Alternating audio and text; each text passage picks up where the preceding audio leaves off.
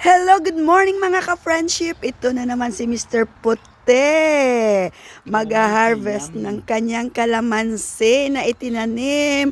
Kapag may itinanim, may aanihin. Ayan, alaki ng mga kalamansi. You can get the yellow one first. And then leave the green one. Ayan, what can you say about your calamansi, Mr. Puti? The first time we've had so many calamansi. First time he harvest his calamansi tree. Ayan, may pangsawsawan na, may gagawin ng juice. Ayan, fresh juice with calamansi. Anong gamit mo niyan, Mr. Puti?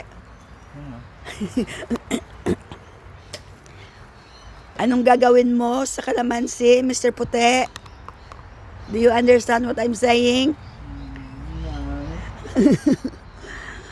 What you gonna use for that? That's Cooking.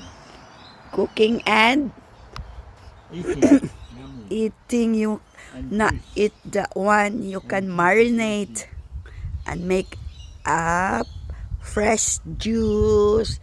O, diba? Ayan, si Mr. Puti enjoying sa pag-harvest ng kanyang itinanim.